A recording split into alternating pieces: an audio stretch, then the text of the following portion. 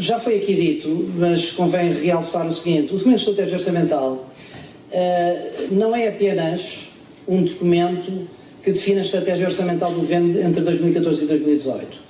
É um documento que, na nossa opinião, deveria ter uma estratégia orçamental, obviamente, que é isso que, digamos, as instituições comunitárias exigem, mas devia estar claramente fundamentado numa perspectiva em relação ao crescimento económico, em relação ao emprego, em relação à reforma do Estado e em relação à diminuição das desigualdades sociais também. E, portanto, nós gostaríamos de ver, e não vimos, claramente esta articulação no documento de estratégia orçamental. Agora, há aqui uma coisa que já foi referida pelo Sr. Secretário de Estado e que é bom recordar, que é o que é que o Tratado Orçamental obriga os países. E o Tratado Orçamental obriga basicamente duas coisas. Uma é que a meta para o saldo estrutural seja de menos 0,5% do PIB, e a outra é que quando um país tem dívida excessiva, que é o caso de Portugal, que tem uma dívida de 128% do PIB, ele deve reduzi-lo todos os anos 1/20 do excesso da dívida em relação ao objetivo dos 60%. E, portanto, a questão... Luís, podes passar. Nós fazemos, digamos, depois de fazer uma análise do DEL, no nosso estudo, fazemos críticas na generalidade e na especialidade, digamos assim. Na generalidade, e para ser muito breve, porque de facto não queria exceder o tempo e há aqui uns problemas técnicos, não temos essa tal articulação clara entre estratégia orçamental, crescimento e emprego. Aquilo que é estabelecido para o déficit orçamental, nomeadamente para 2015, nós fizemos umas contas e chegámos à conclusão que é inconsistente, e vou falar nisto mais adiante, com os objetivos de política para o emprego público e para o funcionalismo público já em 2015. Já agora, este documento é o quadro do Orçamento de Estado de 2015 e, portanto, digamos, esta é a primeira discussão já do Orçamento de Estado de 2015, se assim o quiserem. E vale a pena discuti-la em pormenor, e é isso que nós fazemos no documento. Mas, sobretudo, a crítica na generalidade ao documento de estratégia orçamental é que o objetivo, digamos, para 2018, vai para além do Tratado Orçamental. Como acabei de referir, o objetivo é para um déficit estrutural de menos 0,5 e o DEL aponta para um objetivo do déficit de menos 0,2. Vocês dirão, 3 décimas, o que é que isto? Bom, 3 décimas são cerca de 600 milhões de euros e faz toda a diferença, como nós simulamos no nosso estudo.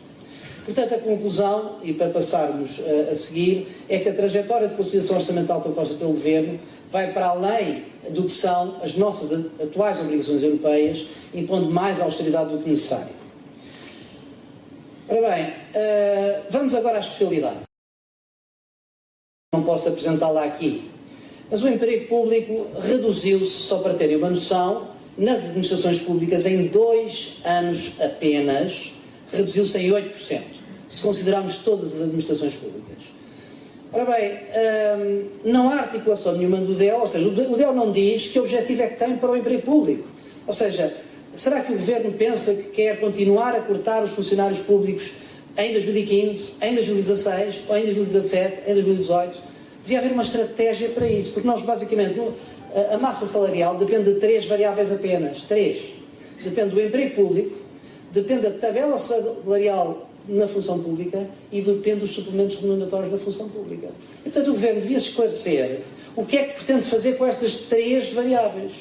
É completamente omisso. O que nós temos é a variação das despesas com pessoal. Mas isso pode querer dizer muitas coisas. O documento de estratégia orçamental devia clarificar isto e não clarifica. E nós fizemos umas contas. E as contas que nós fizemos indicam que no Orçamento de Estado de 2015, a cumprir este DEL, deve haver um corte de 644 milhões de euros em pessoal. Ora bem, nós achamos que isto é impossível de compatibilizar com o objetivo que está expresso no DEL, de que vai ser reposto 20% dos cortes dos salários da função pública e vão ser permitidas as promoções, portanto, vai-se descongelar as promoções e portanto, no fundo, a grelha, digamos, de emprego público, que está congelada neste momento, vai ser descongelada. Isso não é compaginável com os nossos cálculos, com aquilo que está no DEL. Não é compaginável. Portanto, aquilo que eu lembro que a Ministra das Finanças, quando teve a ocasião de apresentar a conferência de imprensa, disse na medida em que as condições orçamentais o permitirem. Ora bem, o que nós estamos a dizer aqui é que as condições orçamentais não permitem aquilo que o DEL estabelece como objetivo para as despesas com o pessoal para 2015. Redução das desigualdades. Bom, isto é mais ou menos omisso no DEL, mas a gente faz a análise do que está para trás. E a análise do que está para trás, para 3 prestações sociais que estão muito associadas à pobreza, que é o rendimento social de inserção, o complemento solidário para idosos e o subdesemprego, mostra um resultado inequívoco. E esse resultado é que a queda dos beneficiários, em grande parte, neste período de ajustamento, deve-se a condições de elegibilidade mais restritas para o acesso ao rendimento social de inserção, para o acesso ao complemento solidário de idosos, para o acesso ao subsídio de desemprego. O que é que o Governo pensa fazer no futuro em relação a estas 3 prestações? Nós não sabemos, porque basicamente nós temos lá um envelope financeiro chamado prestações sociais, que engloba tudo, desde as pensões até estas pequenas prestações sociais. Nós fomos ao pormenor de analisar onde é que o Governo pretende, digamos, poupar dinheiro. O Governo pretende poupar dinheiro em cerca de 300 milhões em 2 rúbricas, só vos apresento aqui uma, em informática e em estudos parceiros e não sei o quê. E nós fomos à classificação económica da despesa pública e vimos o que é que aconteceu em 2011, 2012 e 2013 nestas variáveis. Somamos, portanto este quadro é nosso, digamos assim, é calculado por nós, são cálculos próprios do IPP. E nós somamos e chegámos à conclusão que, em termos de administração central, portanto Estado e Fundo de Serviços Autónomos, gasta-se, ou gastava-se, ainda não há dados, digamos assim, de execução muito fiáveis para 2013, em 2012 gastava-se 372 milhões de euros em informação, software e comunicações. Ora bem, comunicações, bom, não vou entrar aqui em detalhes nisto, mas isto está analisado no documento, mas eu quero uma mensagem apenas. O Governo propõe poupar 138 milhões já em 2015. 138 milhões é 37% de tudo o que se gasta em informação, software e todas as comunicações. E atenção que não devem estar aqui todas as comunicações, só devem estar aqui as comunicações de dados, mas essa finura de dados nós não a temos no documento da estratégia orçamental. Ora bem, então nós apresentamos 2 estratégias alternativas para mostrar que de facto há vida para além deste DEL e para além do Orçamento de Estado que vai ser apresentado em 2015. Obviamente que nós não aceitamos todas as restrições políticas externas, mas aceitamos as fundamentais. A fundamental, do nosso ponto de vista, a restrição política fundamental, é que Portugal deixe de ter um déficit excessivo em 2015. Mas para isso, nós achamos que é necessário negociar politicamente um déficit de 2,9%, que cumpre esse critério, cumpre perfeitamente esse critério. Portanto, a trajetória do nosso cenário base de consolidação orçamental está na coluna da direita que vocês veem aí. Na coluna da esquerda está aquilo que é apresentado no DEL. Portanto, o Governo apresenta 4, 2,5, 1,5, 0,7, 0,0. Não percebemos porquê 0,0. Nós apresentamos, porque é ir à lei da Troika, lá está, o déficit estrutural, que é a coluna do meio do Governo também, é 2,1, 1,3, 0,8, 0,5, 0,2. Não era preciso 0,2, bastava 0,5. Aquilo que nós propomos, primeiro cenário nosso, aceitando o tratado orçamental, aceitando que 2015 é o ano em que deixamos de estar em procedimento de déficit excessivo. Já agora, não é só Portugal, há cerca de 14 ou 15 países que estão com déficit excessivo neste momento. E, portanto, alguns têm que o corrigir em 2015 e há 2, se não me engano, a Grécia e a Irlanda, que podem corrigir em 2016. Nós mantemos o objetivo de corrigir em 2015. Tem que ser negociado politicamente? Obviamente que tem. Mas, mais uma vez, o DEL não é um documento técnico e o Governo não é um técnico. O Governo é político e queremos que ele faça político junto às instituições europeias. Portanto, basicamente, Luís, só dizer mais uma ou 2 coisas sobre o nosso cenário alternativo. Portanto, nós temos objetivos menos ambiciosos para o déficit nominal. Mas isto é logo um resultado impressionante do ponto de vista, e nós fazemos esses cálculos e apresentamos, do ponto de vista, por exemplo, dos gastos em pessoal.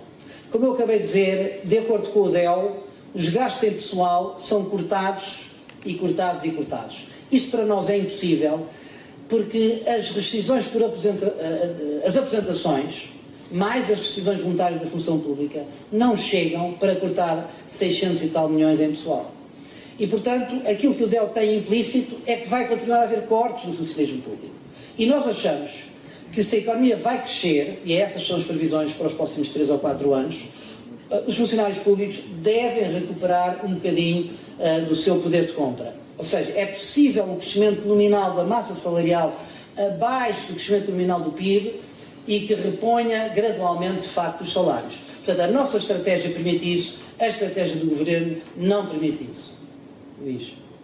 E depois apresentamos ainda um cenário mais ambicioso com a renegociação da dívida, que temos a noção que este sim é muito mais ambicioso. Mas dos 3 subscritores deste documento, 2, eu e o professor Ricardo Cabral, assinámos o manifesto para a reestruturação da dívida e achamos que ele deve ser feito à escala europeia, com todos, porque há problemas graves, eu não vou entrar em detalhe com este cenário, mas diria apenas que o que nós propomos neste cenário de renegociação não é nenhum haircut da dívida, é apenas uma extensão de maturidades que já foi feita no passado, extensão de maturidades e redução de juros. Nós simulamos isso, simulamos o impacto que isso teria do ponto de vista das receitas e das despesas públicas, do saldo primário e da despesa primária, e obviamente que este seria o melhor dos cenários dentro dos 3 que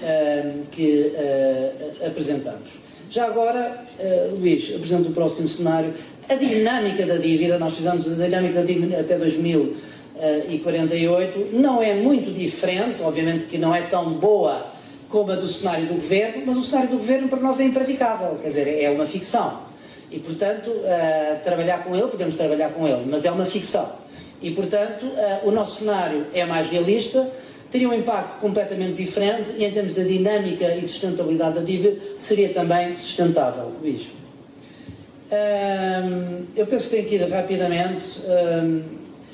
Há fatores-chave para a sustentabilidade da dívida que nós, economistas, sabemos quais são. A taxa de juros e a taxa de crescimento nominal da economia. Do nosso ponto de vista, a análise de sensibilidade feita no documento de estratégia orçamental é insuficiente. Só variações da taxa de juros de curto prazo em um ponto percentual, que é o que o DEL faz. O DEL faz uma análise de sensibilidade, isto é, para não economistas, o que é que aconteceria se a taxa de juros fosse pior em um ponto percentual? E analisa o impacto disto. Esta análise de sensibilidade em relação à taxa de curto prazo não chega. O que o DEL deveria fazer é uma análise de sensibilidade e responder à seguinte questão: se as condições de financiamento nos mercados de médio e longo prazo, que neste momento estão bastante boas, forem afetadas por um choque exógeno qualquer e subirem para mais um ponto percentual, o que é que acontece à dinâmica da dívida? É isto que nós gostávamos de ver no DEL e não está lá. Na versão final do documento que vai ser feito, nós incluiremos um cenário que tem esse choque exógeno e que faz com que a taxa média implícita da dívida pública, que neste momento está nos 3,5, suba para 4,5. O que é que aconteceria nesse cenário? Porque nós também, isso é o cenário mais pessimista, mas é um cenário que pode acontecer muito provavelmente e que tem que ser discutido. Finalmente, para concluir, para nós o documento de estratégia orçamental, do ponto de vista técnico, não estou a falar político, do ponto de vista técnico, não se afigura viável. É possível, com pequenas alterações incrementais ao documento e aos objetivos para o déficit nominal, respeitando o tratado, suavizar o ritmo do processo de consolidação orçamental. Temos consciência, e penso que todos nesta sala deverão ter a consciência, e fora dela, que Portugal continua, apesar do dia da libertação, que eu ponho entre aspas, com um enorme desafio no seu processo de consolidação orçamental nos próximos anos, e quanto mais cedo enfrentarmos a realidade e não a ficção, melhor. A última mensagem é que nós, de facto, temos que continuar a trabalhar no espaço europeu para criar condições para tornar sustentável a dívida pública. Nós também falaremos na segunda versão do documento, e nisto estou completamente alinhado com o que o Albert Jäger acabou de dizer, da parte institucional das finanças públicas. E acabaria com esta nota. Nós hoje temos, que vai constar na versão final, nós hoje temos várias instituições que analisam o documento de estratégia orçamental do Orçamento de Estado, já foram aqui mencionadas. Temos o Conselho de Finanças Públicas, temos a UTAL no Parlamento. Mas, ao mesmo tempo, temos o Ministério das Finanças que está a ficar completamente descapitalizado em recursos humanos. Tivemos uma Direção-Geral do Orçamento que fez greve. Isto é inédito na história portuguesa. Fez greve porque não tem recursos. Portanto, nós estamos a reforçar as instituições que fiscalizam o orçamento, mas estamos a descapitalizar as instituições que fazem o orçamento. Isso vai estar na segunda versão também do nosso documento. Muito obrigado pela vossa atenção.